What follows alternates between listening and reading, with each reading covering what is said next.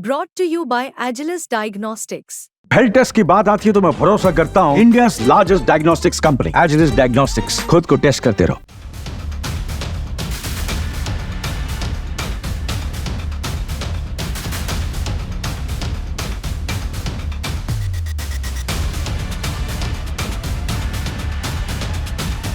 अफ्रीकी देश में भारत की जीत के बाद चीन बौखला गया है। दरअसल मोरक्को में बख्तरबंद वाहन परीक्षण में भारतीय टाटा वेब ने चीन के टाइप 08 को पीछे छोड़ दिया। इस हार से न सिर्फ चीन की प्रतिष्ठा पर असर पड़ा बल्कि अफ्रीकी बाजार में उसकी पकड़ भी कमजोर होती दिखाई दे रही। दरअसल मोरक्को की रॉयल आर्मी ने अपने सैन्य उपयोग के लिए भारत और चीन के बख्तरबंद वाहनों का कठोर परीक्षण किया। इस परीक्षण में टाटा वेब, जो भारतीय कंपनी टाटा का प्रोडक्ट है, उसने बेहतरीन प्रदर्शन किया और हर परिस्थिति में सफल साबित हुआ। दूसरी तरफ चीन का टाइप 08 इन कठिन परिस्थितियों को सह नहीं सका। इस हार से चीन को बड़ा झटका लगा क्योंकि चीन अफ्रीका में अपने सैन्य उत्पादों को बड़े स्तर पर प्रमोट करता रहा है।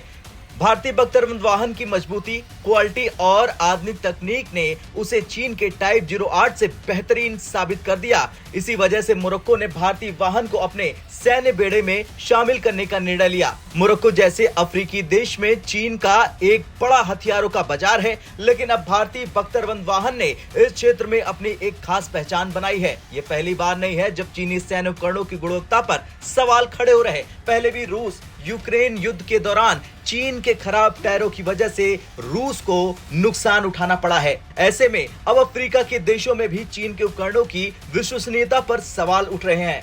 भारत की सफलता के बाद अफ्रीका के अन्य देश भी भारतीय रक्षा उपकरणों में रुचि दिखा रहे हैं। भारतीय बख्तरबंद वाहन की सफलता ने एक नए विश्वास को जन्म दिया कि अफ्रीका में चीनी उपकरणों के बजाय भारतीय उपकरण ज्यादा विश्वसनीय और टिकाऊ हैं। चीन अपने इस हार को स्वीकार नहीं कर पा रहा। कुछ खबरों का दावा है कि अब चीन अपने प्रभाव का फायदा उठाकर मोरक्को पर दबाव बना रहा। चीन चाहता है कि मोरक्को रॉयल आर्मी चीन के टाइप 08 को एक हारने वाले वाहन के रूप में न दिखाए बल्कि इसे एक कड़े प्रतिद्वंदी के रूप में पेश करे। चीन मोरक्को के साथ अपने व्यापारिक संबंधों का उपयोग कर इस सौदे को प्रभावित करने की कोशिश कर रहा।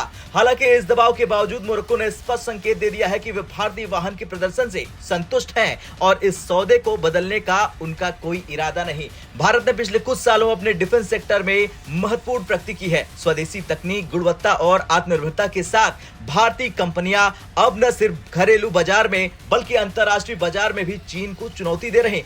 इस घटना के बाद भारतीय कंपनियों को अफ्रीका जैसे अन्य बाजार में नए अवसर मिल सकते हैं। इस घटना ने न केवल चीन को सबक सिखाया बल्कि भारत की रक्षा क्षमताओं को भी अंतर्राष्ट्रीय स्तर पर और मजबूती प्रदान की। खैर, देखने वाली बात तो ये होगी कि आगे चीन किस तरह की चालें चलता है और भारत अफ्रीका जैसे महाद्वीप में किस तरह से अपने कदम जमाता है। आपका क्या कुछ कहना है कमेंट कर जरूर बताएं। ब्यूरो रिपोर्ट, भारत तक।